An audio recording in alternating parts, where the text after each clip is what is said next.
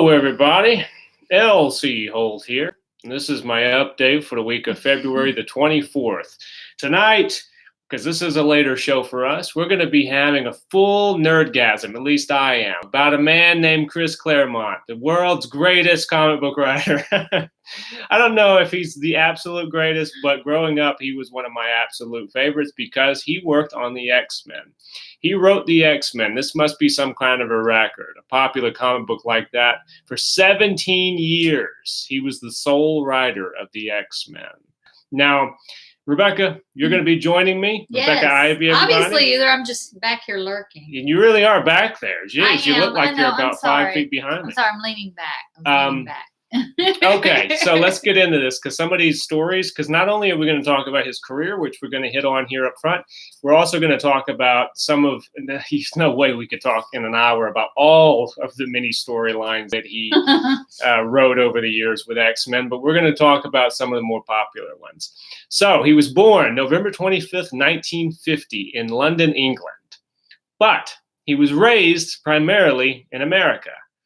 His father was an internist, so he was a doctor, and his mother was a pilot and was of Jewish heritage, which means that Chris Claremont is Jewish because, Judaism is a matriarchal religion, so it always comes from the mother. Hey, Jason, what's up, man? Joining us on the chat. He was not a big fan of U.S. comic books growing up. He preferred, his grandmother used to buy him books like Dan Dare and Eagle, English, British comic books. So he really kind of preferred them. He didn't really get into Superman and Batman so much when he was a young kid and other comics like that. He wanted to be an actor and a writer, but at first he really wanted to be an actor. He went to Bard College, Chris did, and studied there. And while he was at Bard College, before he graduated, he got a job as a gopher at Marvel Comics.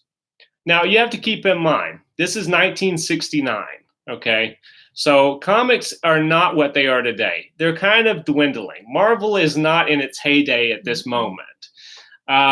It has all the great characters. I mean, no diss on DC. They always had Superman and Batman. They were starting to get sillier with the... That's true. And with Marvel, you had these great Stan Lee creations like the Fantastic Four and the Hulk, the Avengers, X-Men. And that's where Chris Claremont eventually got his first writing. Well, actually, it wasn't his first writing gig because his very first writing gig was for Daredevil and the Black Widow. And so he started out in editorial. Then eventually he got to write one issue of Daredevil and the Black Widow. And then 2 years later, this is kind of important for our story, he teamed up for the first time with an artist named John Byrne. And the two of them, John Byrne was a great Canadian artist, a little testy, but, a great creator. And John Byrne did a great Superman revamp in the 80s, which was kind of my Superman. It was post-Crisis on Infinite Earths, and he's the one that created this. He rebooted Superman. We'll say that, reboot. I hate that word, but we'll go with it. Were there any retcons? That's another one you hear all the time. I hate that. Retcon. There were some retcons. Do you think somebody out there is going to name their kid MacGuffin and retcon? I certainly hope not. Not I.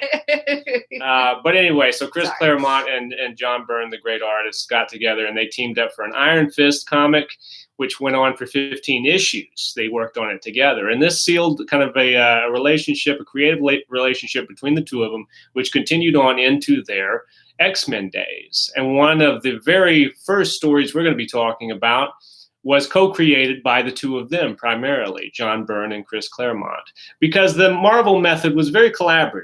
It's the way Stan Lee used to work, because Stan Lee had to write so many damn books. What he would do is he would come up with a basic concept for what was going to happen in this issue. He'd give it to somebody like Jack Kirby or Steve Ditko. They would draw it from like a paragraph.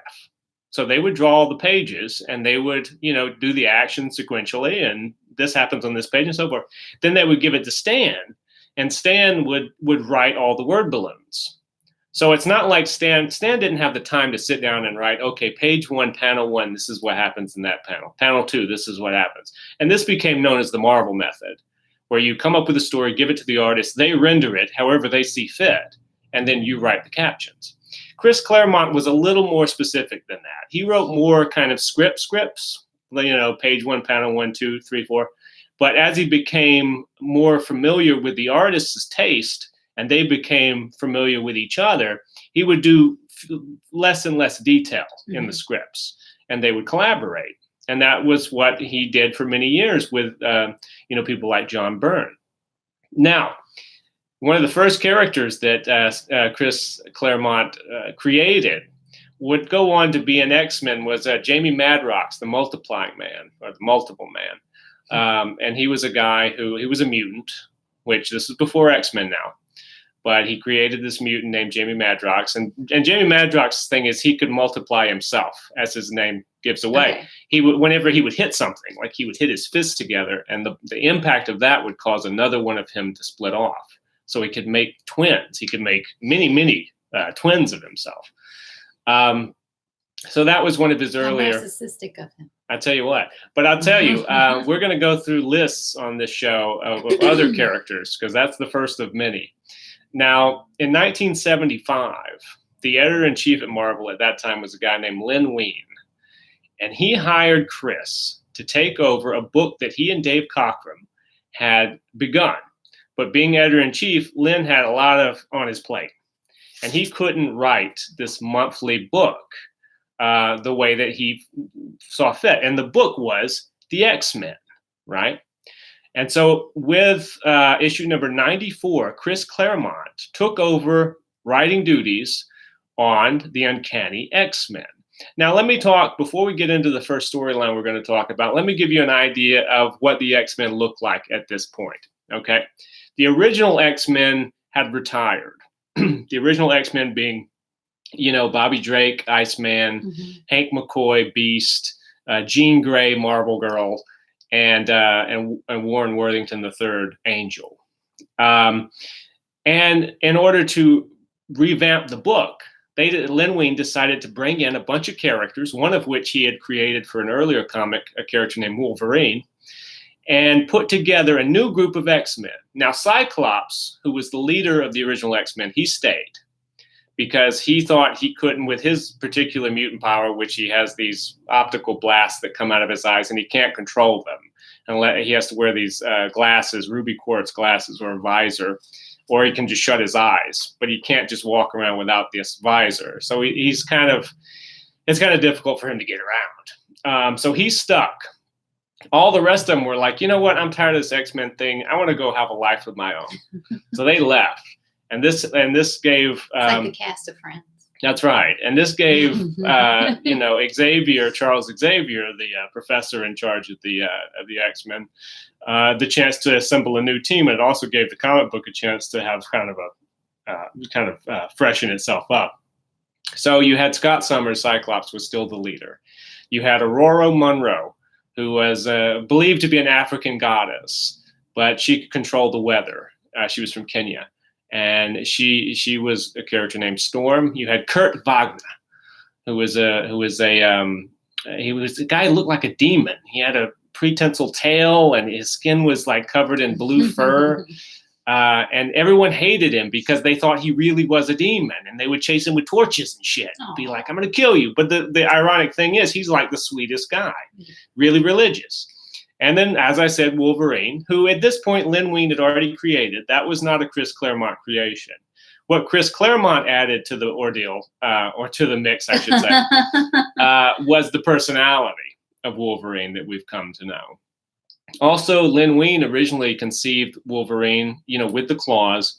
But Len Wein's idea was that the claws were a part of his glove. Oh, yeah, that's right. And so what Chris Claremont did was he came up with the idea that the claws are actually a part of Logan. They're a part of his body. They're an extension of his skeleton. And Logan's power, amongst having heightened senses, like an animal's, he has this healing factor, which means that he can heal within seconds of any kind of wound. And even if the wound you have to pretty much cut his head off to kill him. And even then, we're not quite sure if he died. But because of the healing factor, he ages really slowly. So he's actually a lot older than he looks. Now, those bony claws of his were coated with adamantium, as were the rest of his skeleton when he was abducted by the Canadian government, because I don't know if I said before, Wolverine is Canadian, like John Byrne. But they took advantage of him because they knew he could survive his bones being coated because he could heal. And so that's what and then eventually, and the whole process, they erased his memory. So at this point, Logan doesn't know who he is. He knows his name is Logan. And he knows that he was somehow a part of the Canadian government, military, but he doesn't know who he is beyond that. Then there was Peter Rasputin, who was a Russian who could turn his skin into organic metal. And when he did that, he didn't have to breathe or eat or drink when he was in his organic metal mode. He was also a great artist, and that was the thing about these characters. They all had these personalities. Mm-hmm. And that was Chris Claremont's thing. He also brought out in them. And because Chris Claremont wanted to be an actor, and as a writer, he would approach creating these characters as if he were an actor. So he would think about what's their internal lives, what's their desires, what's their hopes, their dreams, where are they going in their lives, and he thought about them as rounded people. Mm-hmm. So a lot of times in his stories with these characters, he would have as much interest writing Peter in the backyard of Xavier's School for Gifted Youngsters doing a sketch of somebody than he would of him being in a fight. It would be about, you would have storylines where people have to be roommates, mm-hmm. but it's like they don't like each other or one of them's too messy, and so you'd have like a whole little storyline about, you don't. It's like Real World Mutant Edition. Yeah, it's like Real World Mutant Edition, exactly. Then there was I couldn't say anything better myself. Then there was Sean Cassidy. Not to be confused with David Cassidy. He was Scottish, and he was older than the rest of these youngsters. He was around Xavier's age, so it's kind of awkward that he was hanging out with these kids. But I guess he was like kind of, he was the voice of reason. And he had a girlfriend named Maura McTaggart who lived on Muir Island, and she studied mutants, and she was a good friend of Xavier's. Now, we're going to jump in to the very first storyline we're going to discuss, which is what, Rebecca? The Dark Phoenix Saga. Right. So what the Dark Phoenix Saga was, you can kind of divide it up into two parts. There was the Phoenix Saga, and then there is the Dark Phoenix Saga. I was going to say that. Yeah, because they happened in different times in the comic book. Yeah. The Phoenix Saga was around issue number 101 through 108. And the idea, it's kind of complicated, and I'm going to try to abridge it as much as I can. But you remember how I was telling you that Jean Grey left the X-Men, and so she went off and she got her a cute little apartment in New York City. Her. And she was all happy because she didn't have to fight Magneto anymore. And as is usually the case with these X-Men comics, as soon as you're happy, something goes wrong. That's right. That's the soap opera quality of it. Mm-hmm. So basically, in a nutshell, what happened was the Sentinels came after the X-Men. The Sentinels are these giant robots that hunt mutants. Because we have to remember, mutants are like an analogy for any sort of minority. I mean, you could say, because this was the 60s, you had the civil rights going on, so you could say they were kind of like, African American. They could have been like the gay community. They could be like any kind of marginalized group. Mm-hmm. Mutants could represent, and that was always Stan Lee's idea. Mm-hmm. And Chris Claremont took it all the further. And so they're being hunted basically by these Sentinels. And the guy who has designed the Sentinels takes them, kidnaps a bunch of them, takes them up onto a satellite where he has the Sentinels based up in space. And they have to fight this guy. And they're on a shuttle. They get there on a shuttle. They crash into the side of this satellite base. And there's this big, long fight, and they eventually defeat the guy. The guy's so stupid, he flies this little pod into the Sentinel designer, flies his pod into the wall and explodes. So it takes him out. So then the X-Men all climb back on the shuttle. They're going to return to Earth. But the problem is when they crash the shuttle into the side of the satellite, it damaged the autopilot. And the way this shuttle re-enters and exits Earth is it does it through autopilot. So because there are solar flares going on at this time, And so the crew has to be safely put away in a insulated room in the back of the shuttles, and the shuttle steers itself into, back into Earth's orbit, back through the atmosphere. Well, with the autopilot destroyed, they realize that nobody can shuttle this plane back safely because of the solar flares. Good old flame on guy. Yeah, well, he's not around. So Gene has there's one person that can shuttle the plane back into Earth's atmosphere. Gene says that she's going to pilot the plane. She's going to be the one that steps up. Scott's like, hell no, you're not, because they have a love affair. They love each other because they're kind of cute. Because Scott, you remember, if you watched any of the movies, Scott's a little crybaby bitch. But he's not like that in the comic book. He's not like that in the comic book. They really screwed Cyclops in those movies, which I might say I'm not a huge fan of those movies. But anyway, Cyclops is like, you're not going to pilot the plane because you'll die because of the radiation. And so Jean shuts off his brain using her powers because she's she's a telepath and a telekinetic. Yeah. Well, that's what she did to get him to shut up. They dragged him back into the little insulated room, and Jean got behind the controls now that she had absorbed the knowledge of how to pilot the ship, and she starts to pilot it back into Earth's atmosphere. And her idea is that she's going to create a force field around herself, a telekinetic force field, in order to keep the radiation away from her. Well, the radiation is too strong, and it starts to bleed in through her telekinetic force field. And she starts to get radiation poisoning. Her hair starts to fall out. She starts to wither away. She's literally withering away in the seat. And she realizes that she doesn't have enough time to survive this radiation poisoning and get her friends back home. Now, before I go any further there, let me tell you about something that happened to Jean Grey when she was a kid. All mutants' powers are activated by something traumatic when they're young. Jean Grey, when she was 10 years old, had a friend named Annie, and they were playing Frisbee in the front yard. Annie was her age. And Jean threw the Frisbee. Annie ran out in the road without looking to grab the Frisbee and got hit by a car. And Jean went over to her friend who was dying in the road. And Jean's power of telepathy activated through this traumatic event. And she could hear the thoughts of her 10-year-old friend saying, I'm dying, I'm dying, I'm dying. And she could hear her slipping away. And so Jean, as a little girl, decided, I got to save my friend. And so she psionically locked with her friend's mind, Annie's, and tried to hold her back to keep her alive.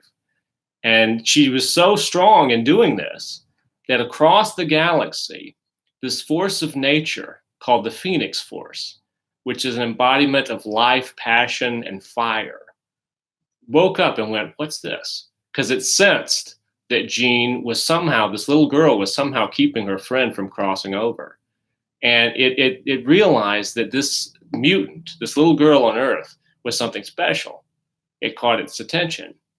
And in order to save Jean, the Phoenix Force was so impressed that it cut the bond between her and Annie passed on. And Jean never knew what saved her. But what saved her was the Phoenix Force, which did not come into her life again until this moment as she's dying of radiation poisoning. And so she's in her last throes, and she says, she just in desperation calls out for somebody to help her, save her friends. And the Phoenix Force answers, and it comes to her, and it says, you're going to die, but if you want this, I can give you my power.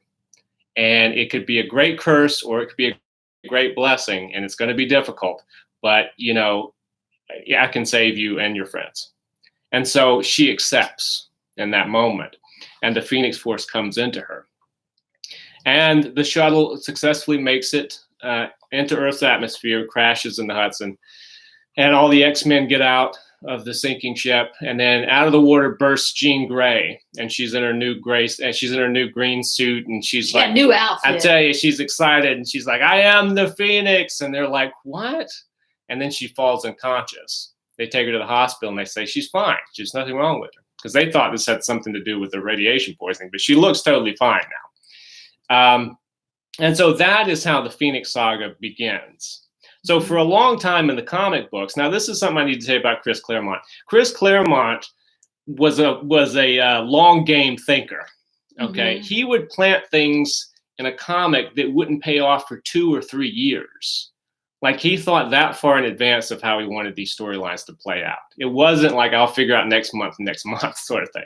I do want to say, yeah, I've always been very disappointed that the films have never gotten the storyline. They have not gotten it even close. The films always make the mistake of saying that the Phoenix is somehow Jean Grey's split personality. Yeah. And it's never been Jean Grey's split personality. The Phoenix Force is an actual force of nature that had been around since the Big Bang in the Marvel Universe, and was an embodiment of, as I said, life, death, passion, and fire. And it had no physical form. It only had so much of a form as sometimes it would appear as a giant flaming bird flying through the cosmos, but that's about it. And, you know, what happens now, we find out, is that Jean Grey has the powers that she had before, telepathy, telekinesis, but she also has powers that are at first unchartable. And nobody really knows why she has these powers, because she never tells anybody the deal that she made with the Phoenix. And she doesn't even entirely understand it herself. So what happens is, remember, that's like issue number 101-ish, in the 108 area. Now, for the next like 20 or 30 issues, they go on a myriad of adventures, and Phoenix is still trying to keep her powers in check. She's trying to explore, I should say Jean Grey, because they all think it's just Jean Grey, and she's had a power boost of some kind from this trauma of this experience. And so what happens, but she keeps having these moments where she loses control of the power just a little bit. And one of those instances happened when they were fighting Magneto in Antarctica, in a base underneath the volcano. You can only say this when you're talking about comic books. But Jean Grey was fighting Magneto, and she was like, hell with this. And she just lets loose this fiery explosion that causes the whole place to fall down on her and the X-Men. And she actually thinks that she inadvertently killed all of her friends, because only she and Beast escape. She manages to grab Beast and they escape. But for what Jean knows, all the rest of them died down there. She couldn't even contact them telepathically? No, she lost all control. So she thought they're all dead. And she goes back and she tells Xavier, because he thinks they're dead too. All of my friends are dead, and I think I'm involved. I can't stick around here anymore. And it's just too traumatic for her. Well, of course, they're not dead. They actually escaped, and they're living in the Savage Lands. And they lived there for quite some time in the comic books. There's a long storyline of them trying to get home. And the whole time, Xavier is... Xavier would just drive his freaking plane down there. I know. Fly his little flying wheelchair down there. But so this happened. So for a year and a half in story time, Xavier and Jean think that they're dead. So Jean goes to live in Scotland with Maura McTaggart. And when she's there, as all these X-Men are having adventures trying to get back across the world to New York to tell Xavier, hey, we're okay, she meets, apparently randomly on the street, a guy named Jason Wingard, no relation to Adam. But what she doesn't know, and what we soon discover, is that Jason Wingard is actually an evil mutant called the Mastermind, who is a really gnarly looking old guy, but he has the ability to project illusions into people's minds. And so he manages to project an illusion into Jean's mind that he is this like really good looking, great, swashbuckling guy. And he starts to give her illusions, sort of mental images of herself as an ancestor named Lady Grey. And what he's trying to do is seduce her slowly in order to get that power. Because Jason Wingard has this thing for the Hellfire Club. The Hellfire Club is this group in New York that own this like kind of kinky 1% elitist sort of group. They're like Eyes Wide Shut. Imagine Eyes Wide Shut. Or Society. And imagine that sort of a group. with mutants at the head of it. And Jason Wingard wants to be one of the mutants at the head of it because they have their little inner circle, which is what they call it. And he thinks if he brings Jean Grey into the fold, they'll go, oh, this guy's great. We'll accept her and we'll accept him, because he wants to be a member of the Hellfire Club. And so he starts to make Jean have these delusions in which she is Lady Grey, her ancestor. And in these delusions, she falls in love with him. And it gets to a point basically where she doesn't understand the difference between the illusion and reality. She's starting to doubt it. In the meantime, the X-Men come back. She realizes they're all still alive. She reunites with Scott. And there's a great scene where her and Scott are going into this nightclub and they first meet Dazzler. The character is introduced at one point. And her and Scott are dancing, Jean and Scott, and Jason Wingard comes over and grabs her and cuts in. And as soon as she sees him, she goes back into this illusion mode where she's Lady Grey. And they start dancing around, and you have this panel where Scott's like, what the fuck just happened here? Who's this guy? And so Jean is getting really confused. And ultimately what happens is that Jason Wingard, mastermind, we'll call him, convinces her that she is Lady Grey. And so he takes her to the Hellfire Club, and she becomes the Black Queen of the Hellfire Club. And she takes on this persona of being a villainess. And so the X-Men are like, well, we gotta save her, right? So they go into Hellfire Club. There's a whole big fight. And eventually the X-Men defeat the Hellfire Club. But before they do that, Jason Wingard has a duel with Cyclops inside there, like a psychic duel, and he runs Cyclops. Why doesn't Cyclops just blow him away with his eyeballs? Because they put a thing on his head. Oh, okay. It's like this restraint, but it covers his whole head. It's kind of kinky looking because it's kind of like a sex club. They just couldn't say that in this time period of comics, but they're all in like kind of bondage clothes with studded collars and shit. Because even Jean's got like a spiked collar. Lady Grey, the Black Queen, and she's got a whip too, and like leather straps and shit. Okay. Yeah, Jason Wingard's kind of he's a little kinky too. He wants Jean. He says it. He says, "I'm going to fill your emotional void," and he does actually. He kind of does. He deceives her into having sex with him because she thinks he's this hot guy, and she thinks Scott is dead. This was back when she thought Scott was dead, and she had sex with him. And she didn't know he's really this funky looking old dude. Like she doesn't realize it. So, because he's putting his illusions in her mind. And so when Jason Wingard and Scott fight in this psychic realm, Jason Wingard runs Scott through. And Jean sees this. And she says it's like a bucket of ice water. It hits her and she snaps out of this illusion. Because that's the man that she loves. She thought she saw him get killed for the second time. And she thought it's because of her again for the second time. Why wouldn't her just seeing him alive snap her out of it? Well, she's pretty deep in because remember, he was brainwashing her for about a year and a half. So he'd been working on her for a while. And by this point, he more ways than one. He filled her emotional void and everything. Like it's this whole thing. And so anyway, so she attacks in full Phoenix force. And Jason Wingard runs off like a little bitch and hides in another room. And he's like, oh, no. And he's in this darkened room. And she appears in there with him. And she said, you tried to make me turn on my friends. And she gets really pissed. And she says, you want my power, don't you? And you want the power of a god. Well, I'm going to let you experience that for just a second. And so what Jean does, the Phoenix, she makes Wingard experience the cosmic for just a moment, and he becomes a god in his mind for just a moment, and it's too much for him, and he goes insane. And she says, I would rather leave you insane than kill you because I think that's what you deserve. And she leaves, and you're starting to get these hints like this doesn't sound like Jean. So they get on board the Blackbird, which is their plane. They're flying away, and as they're flying away, Jean is in the back, and she's thinking, let me see, what all have I done here? I went bad. I almost got my friends killed. I thought I killed Scott twice. I just drove let someone fill my void. I let that ugly, like, old dude fill my void. And I just drove him insane by making him think he's a god for 5 seconds. And I think I kind of liked it.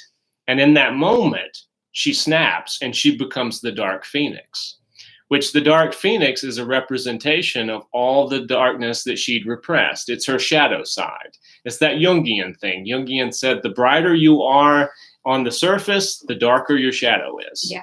And that's the idea with Jean, is that now her shadow has come to life. But the problem is her shadow has the power of the Phoenix, which is immeasurable power. And she attacks the X-Men. And they're like, Jean, what are you doing? And she's like, well, you know, I've accepted who I really am because this darkness has taken over. And she beats them up very easily, blows up the Blackbird, and then says, the Earth is nothing to me. I need to go into the cosmos where I belong. And she flies away from Earth. And she's flying through the galaxy. And as she's flying through the galaxy, she opens up this portal. And she flies through a portal to the whole other side of the universe. A side of the universe ruled by the Shi'ar, which are a race of aliens, an empire that runs an entire galaxy elsewhere in the universe. And she sees, but in opening the portal and flying through space and all this, she depletes her power. And she's like, I need a snack. And she looks over and she sees a sun. And she decides, I'm gonna consume that. So she consumes all the power out of the sun to the extent that the sun goes supernova.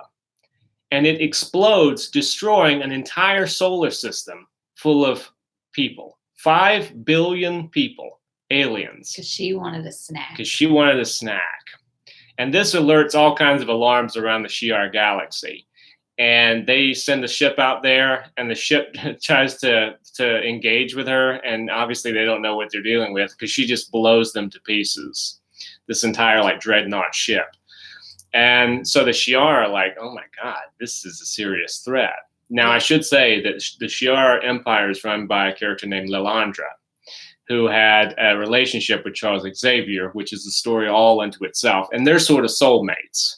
So because at one point, Charles Xavier had to stop a supervillain. And so the way, or actually a race of aliens that were coming to Earth to destroy us. So the way that he stopped them was he absorbed all the compassion in everybody's mind on Earth and sent it as a wave toward these alien races that was trying to kill us. And they were like, fuck this. I don't like all this love stuff. And they turned around and they left. And so he saved the Earth that way. But the signal kept going, and it eventually reached Lilandra in the Shi'ar Empire. And she was like, ooh, I like this guy. He's my kind of dude. He's bald, but he's my kind of dude. And they eventually got together. And so they know each other, is what I'm telling you. And so after destroying the star and, 5 billion innocent alien lives, the Dark Phoenix returns to Earth. And as she returns to Earth, the kind of the implication is that a little bit of Jean is starting to peek through. Mm-hmm. And so she comes back and she visits her parents. And she's trying to figure out who she is and trying to remind herself of who she is. Well, her parents are completely freaked out by what she's become and the power that she's exhibiting. But the X-Men, they realize that she's come back. And so they go to her parents' house to try and stop her or at least talk her down. Another battle ensues. And of course, the Phoenix just wipes the fucking floor with them, because how do you beat that?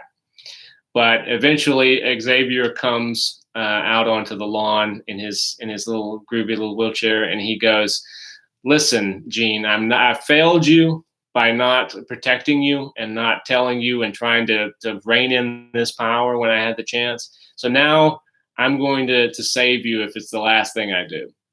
And she says, come on, bring it. And so he goes into her mind, and there is this psychic battle between the Dark Phoenix and Charles Xavier. And the good Jean... Meanwhile, they're just standing on the lawn. They are just standing on the lawn, yeah. And he's actually laying down because she blew up his chair. That is so wrong. She blew up his wheelchair. Well, she's mean at this point. Oh my goodness. She's in full bitch goddess mode at this point. She's the dark angel, as she says. And So anyway, with the help of Good Jean in there, Xavier manages to put what he calls circuit breakers on her powers, which basically hides the Phoenix Force from her mind, and she just reverts back to normal Jean Grey with, telepathy and all the powers she had before as a mutant, but not the Phoenix. And so they're all relieved. They're like, "Ooh, geez, that was a close one." We almost the whole galaxy almost exploded. And so what happens from there is they're standing out on the lawn. They're talking to the Greys, her parents, having a barbecue. Yeah, they're like sandwiches. I'm so glad that's over with. And suddenly, zap! The Shi'ar Empire teleports them off the lawn. Even her parents? No, they leave them behind. Okay. But they teleport all the rest of them off the lawn up into basically near the moon, where there is this place called the blue side of the moon, where alien technology from millions of years ago has been left. We don't know about it, but it's up there. Even now, it's up there. And Lilandra says, Charles, you're my soulmate and everything. I like you. But your girl here, she didn't actually use that terminology, but she's like, your girl here, she just murdered 5 billion people. Because she wanted a snack. For a snack. And she also blew up one of my dreadnoughts, and those things are expensive. So she says, it's like taking out her Mercedes. Yeah, exactly. So we have decided she has been sentenced to death. And they're trying to explain to her, it's not the same person. It's a circuit breakers. And Lilandra's like, no, that shit. Listen, she murdered 5 billion people. Enough said, as Stan Lee would say. And so basically Charles says, no, I was reading in your books, because he spent some time up the Shi'ar Empire when they were macking, him and Lilandra. Filling voids. Filling voids, yeah. That's what we'll call it, yeah. And he knew in the laws of the Shi'ar Empire that you could actually overturn this with a challenge, a duel of honor. So he sets up basically a fight between his X-Men and the Imperial Guard of the Shi'ar Empire.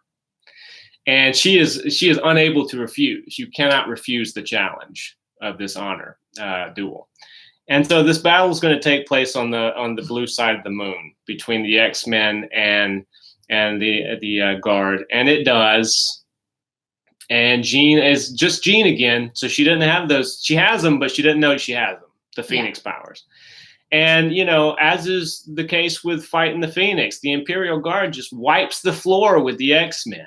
X-Men are just getting their asses I tell you, left and right. They're getting their asses kicked constantly in these storylines, which is weird because they've been around a while. They've had some adventures. They should be better. Yes.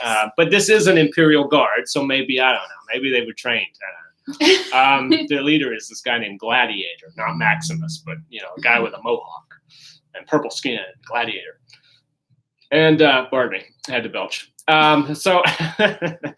And so after the X-Men get beat up really, really well and good, it comes down to just Cyclops and Jean. And they're going to have to face the Imperial Guard by themselves. And the Imperial Guard, they shoot Cyclops with a laser. And he's like, oh, God, yeah, this hurt. And so Jean that's his actual voice. Yeah.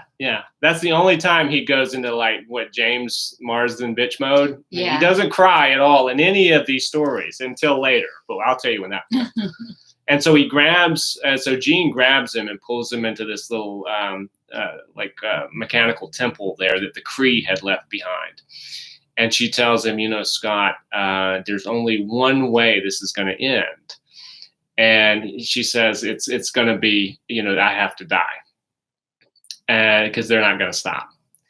And because I was sentenced to death. And by the way, I did kill 5 billion people.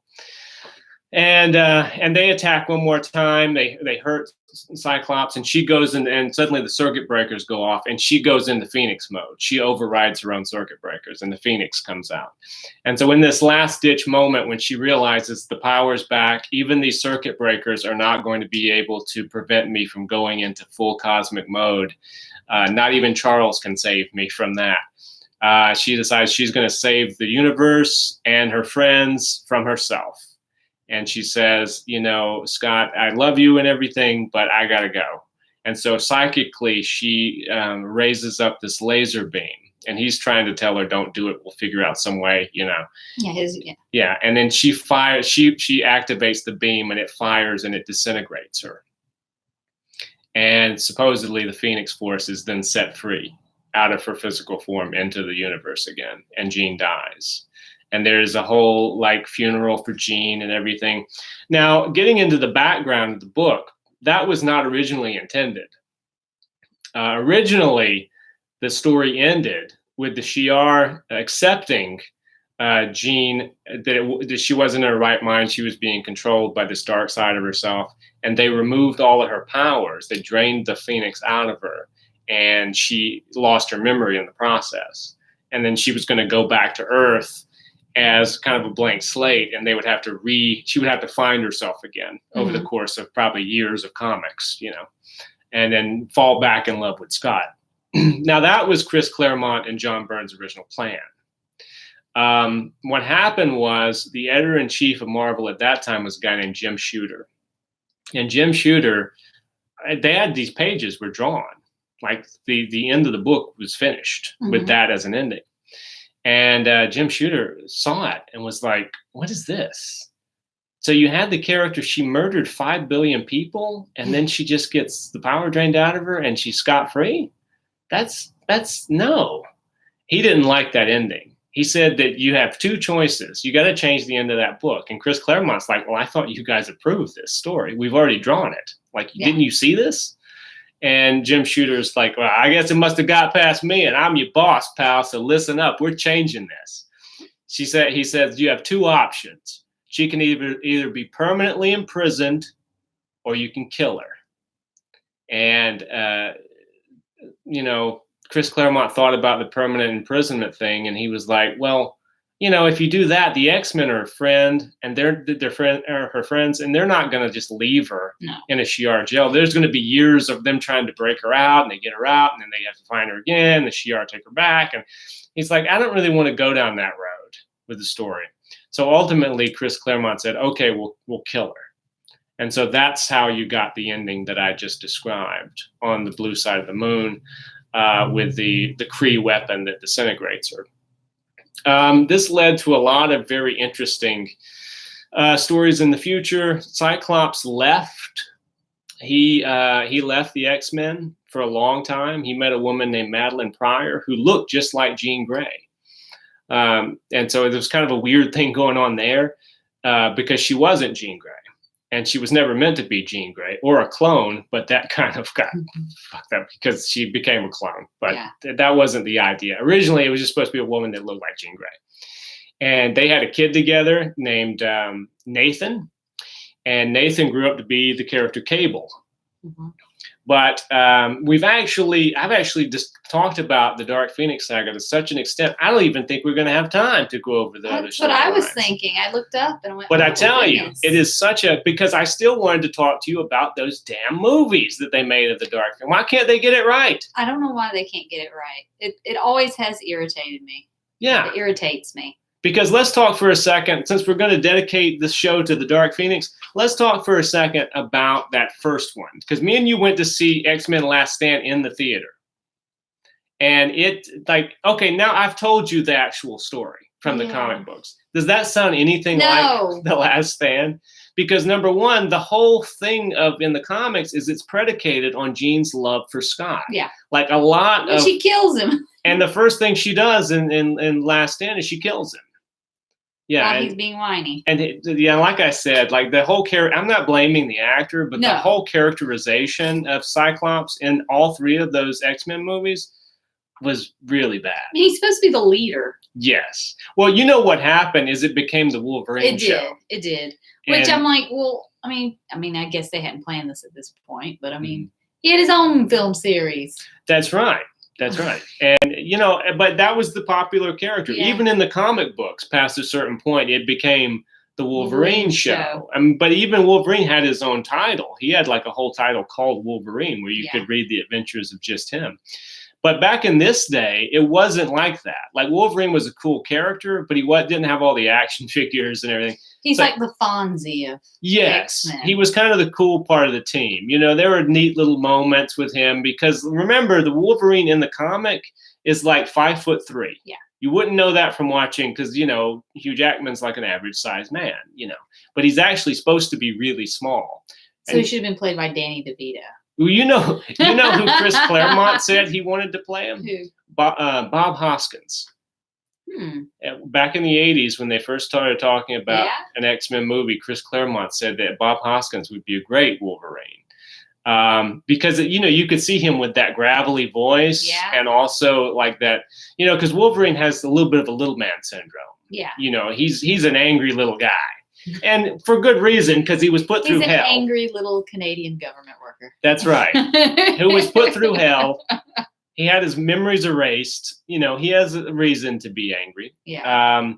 Now, a lot of the reason, he was always fighting Sabretooth. Chris Claremont had this really interesting background for Sabretooth that they never used. And this is the case with a lot of Claremont's characters that he created.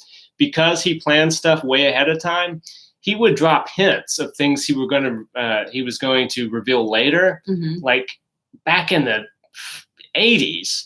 And he never got to reveal them because I'll tell you why he was removed from the book or why he quit the book eventually here in a minute. But Sabretooth originally was going to be Wolverine's father. Isn't that interesting? As it is now, eventually they told Wolverine's origin story and they were grew up like brothers. But the Claremont's original intention was for Sabretooth to be his papa. And the reason in the comic books that Sabretooth, Chris Claremont always wrote him as calling Wolverine Runt. He would call him Runt. And he would say, you're only second best because I'm the first. Well, the reason Sabretooth kept saying that he's the first and you're a sloppy seconds to Wolverine is because it's his son. He's talking to his son. And such a supportive father. I tell you what. And every time, another thing Claremont came up with is every time Wolverine had a birthday, Sabretooth would always show up every year and fight him, pick a fight with him, and then to prove he was dominant over him.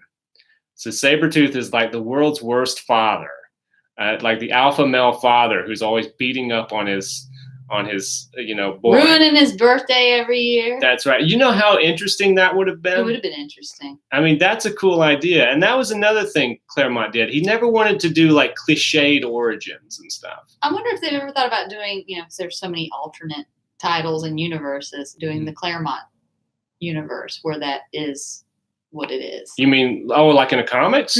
Oh, like a different one. It was this is what he intended for these characters, so that's the rules we're going to write by. It's actually kind of interesting because years later, after he left the book, they did something like that. Okay. Because what happened, let me just say this, he went on to launch 3 spinoffs, Claremont did, during his 17-year tenure. New Mutants, which they've made into a movie, which I don't think is ever going to get released. Excalibur, and the Wolverine solo series I was telling you about. Well, in 1991, this artist came along named Jim Lee. He was in his 20s, and he came along with this sort of 90s wave of artists that became really popular at Marvel. People like Todd McFarlane, Rob Liefeld, and his little teeny feet that he would draw, Jim Lee, and Eric Larson. And what happened was when these guys would write books or would draw the books, kids loved it because it was this dynamic, young, fresh sort of style of art. And so Marvel for a while became very artist-centric when it comes to these younger generation artists. And they assigned Jim Lee to do X-Men. And then they actually created a whole title called, because the older book was called Uncanny X-Men. They created a whole book called just simply X-Men. I remember that. That Jim Lee was, and the first issue of that is still the highest selling comic of all time. 8.1 million units sold, and no one has ever beat that.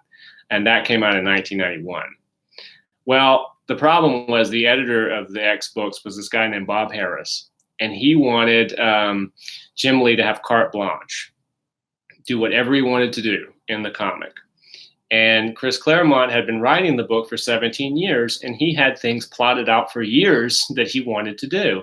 One of those things was a plot in which Wolverine was going to die and stay dead for a year and then come back evil. And there was this whole long thing.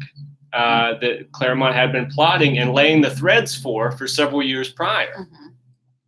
Well, Jim Lee liked drawing Wolverine, and he didn't want to not draw Wolverine. And so Bob Harris gave the preferential treatment to the new artist and said, Chris, you've been around for 17 years. It may be some time for some new blood. And Chris Claremont's, that makes you want to give somebody the middle finger. I tell you what, man. I mean, I've been around 17 years, and how much money has my stories made you? And how many characters? Be quiet and sit down. How many characters have I created for you? Let's read off some of these characters. I'm going to read off some of these. These are Chris Claremont creations or co-creations. Okay. And tell me if you've heard of any of these. Okay. Rogue. I may have. Yeah. Psylocke. Yeah. Kitty Pryde, Shadowcat. Oh, that's one of his favorites. He loves that character. Like, that's one of his all-time favorites. Mystique. Mm-hmm. And her lover Destiny, because in the comic books Mystique is gay. Mm-hmm. And she has a lover named Destiny. Madeline Pryor is the character I told you before, who was Jean's lookalike, and also the mother of Nathan Summers, otherwise known as Cable. Maura McTaggart, who I'd mentioned before, mm-hmm. she ran Muir Island, and the Shadow King, who was a really interesting villain. Maybe one day we'll do like an X-Men villain show where we'll talk about this. But that's not it. Yeah, I've got a list too.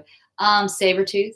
I've heard of him. Mr. Sinister. I hear he's Wolverine's father. Sabretooth, not Mr. Yeah. Oh, let me tell you something about Mr. Sinister. Speaking of cool origins, this was Chris Claremont's original origin for Mr. Sinister, for those of you who don't know, which was not used in the comic book because, again, he laid the threads long before he actually, because he didn't think he was going to get booted off by Jim Lee and Bob Harris. Because he did quit subsequent to the story I told you. Chris Claremont did. He wasn't fired. He chose to leave. But, I would have given him my middle finger and then mooned them. Which is, I don't know if he mooned them, but I think he pretty much gave him the middle finger. But anyway, Mr. Sinister was a really interesting idea. Back when Scott was a little boy, Scott Summers, him and his little brother jumped out of a plane. That's what activated his laser beam powers through his eyes. And he wound up in an orphanage, Scott did. And there's neat little stories where you see Scott in the orphanage as a little boy before he's saved from it by Charles Xavier. And there's another little boy in the orphanage that really hates Scott Summers. And it's this little kid, and you don't understand why he hates Scott Summers so much. Well, come to find out, the idea that Chris Claremont had was that this little boy was a mutant who was aging even slower than Wolverine. So this little boy was like 100 years old, but he still appeared to be 10 years old. And the results of this weird mutant ability to age so slowly had driven him insane, because he's a 100-year-old man who hasn't reached puberty yet. And that alone can drive you insane. And little did Scott know, but this little boy actually ran the orphanage. He was already like the mastermind of a whole like criminal type empire. And he was the powers to be behind the orphanage, even though he appeared just to be another orphan. Well, eventually this little boy created a armor suit or a body that he would kind of wear, like something he could control. And he became Mr. Sinister. And the reason Chris Claremont said that they drew Mr. Sinister so elaborately with the white face and the weird like red triangle and all the shit coming out of his back and everything, the reason it was so weird because they thought that's what this guy would design, because it would be what would scare children. Is this like looks like a monster, you know? But that was the original origin of Mr. Sinister, which is so interesting. Mm-hmm. That this little boy in the orphanage that hated Scott was actually this mutant that's been alive for 100 years and created Mr. Sinister to wear like a robot that he could walk around in, because he's still just a little boy inside it. As it turns out, Mr. Sinister became a mad scientist who was just a million years old, and he figured out some way to stay alive forever. And Chris Claremont, whenever someone mentions that about Mr. Sinister, like, yeah, mad scientist, never heard that before. Yeah. So anyway, go ahead. Yeah. Next is Legion. Legion. Yeah, Xavier's son, who is a fascinating character, has multiple personalities. Each one controls a new power. Captain Britain. No, probably because he was from England. Yes. Frodius. Yeah. Not to be confused with Frodo. Mhm. Gambit and Jubilee. Never heard of them. Never heard of. No. Who are these people? Jubilee. Jubilation Lee. I mean, I can understand why they chose the artists over someone who didn't do anything. Yeah, right. And note the sarcasm. And that's not even where it ends, because he also, like I said, created the New Mutants, Cannonball, Sunspot, all those guys, the whole Shi'ar Empire that we were talking about before, the character of Lilandra, Forge, who was a really interesting character. There were so many that Chris had, like I know him, had a hand in creating. And it's really amazing when you think back on it, you know, because not a lot of people managed to do that, to create so many characters that are so, I mean, let's think about for a second Gambit. When we were younger. He was my favorite when I was a kid. Like, Gambit owned the 90s. He did. Yeah, everybody was waiting to see Gambit in a movie, and then eventually they did. And I think probably the best portrayal was in that, the Wolverine Origins movie. Yeah. That wasn't great. The movie wasn't. But the guy that played Gambit. I was watching that this week. Were you? The Origins? Yeah, it's not a very good one, is it? They eventually did the Deadpool thing correctly. I was going to say, Jim Lee, it's kind of funny because how they kind of gave Claremont the boot for Jim Lee. Well, it's not like a year later, Jim Lee and Rob Liefeld and Todd McFarlane, all of them left Marvel. Yeah. And they formed Image Comics.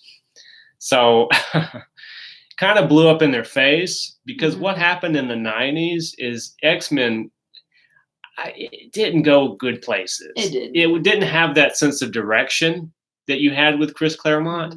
Because, what generally happens with comic books, especially nowadays, is that you'll have like a new creative team every year or every 2 years. And the editorial idea behind that is it rejuvenates the series and maybe brings in for whatever might have gotten new blood, whatever might have gotten stale becomes new again, and maybe young readers, because they're always trying to get in younger readers. And that's what they thought they were doing with this whole Jim Lee thing. But as I said, he left. And then X-Men sort of was like a boat without a paddle. It just, throughout the 90s, it went into weird places, and you could tell there was no idea that, because that was the thing about Claremont. Not only did he write these great stories, but there was a sense of consistency. And there was a sense that there had to be plotting things out 20 years in advance. And that's pretty amazing too. I can't really think of anybody who did that, but then again, I can't really think of anybody in mainstream comics that stayed on a single book for 17 years. Yeah. So he sort of had the luxury of that. Unfortunately, a lot of the things he plotted out, he didn't get to see through, because he never got around to realizing it the way he wanted to. So, like the Sabretooth origin, like Mr. Sinister, like the really fascinating story in which Wolverine was going to die. And he was going to kill him all the way down to basically a heart. And they bury Wolverine's heart, and his body regrows from his heart. That's pretty cool. It was an interesting idea. And it showed that Wolverine basically could not be killed. Like, he would even grow back from just a little piece of himself. That's how intense this healing factor was.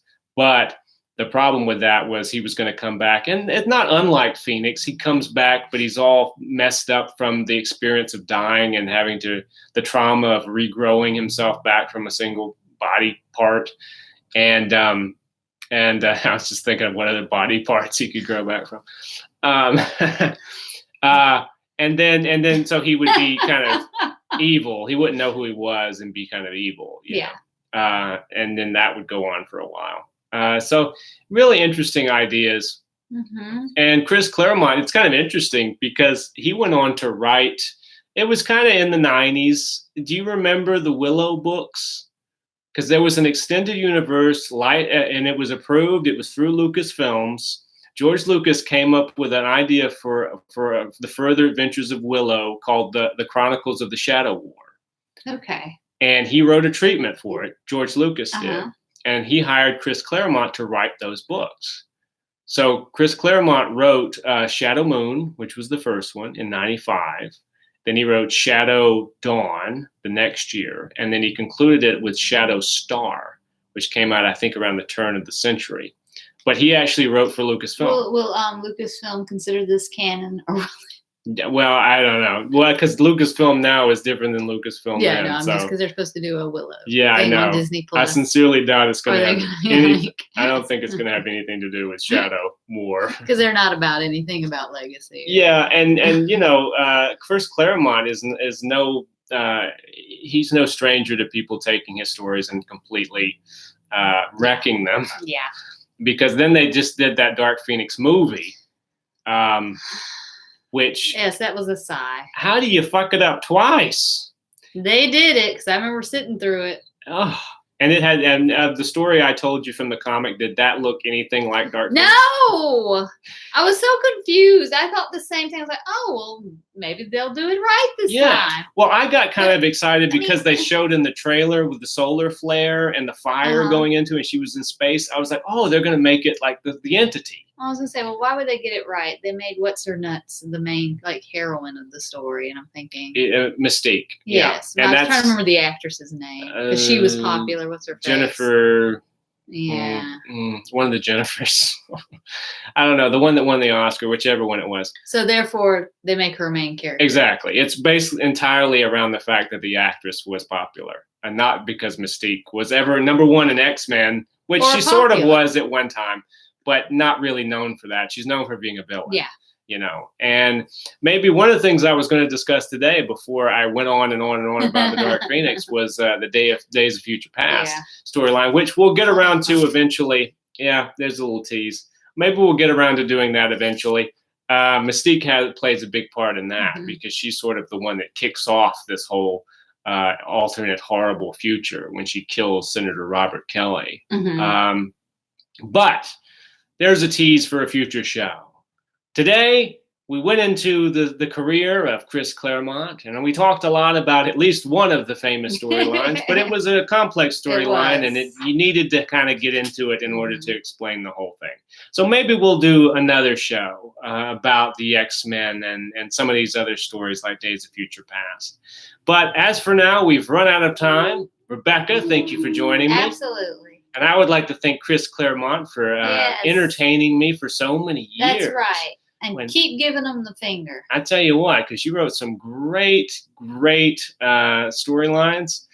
And I hope that you live on and prosper for a long time and create even more great stories. And so you guys joining us on the chat, thank you. I'm glad you enjoyed the show. And until next week, let me just say, take care of yourselves.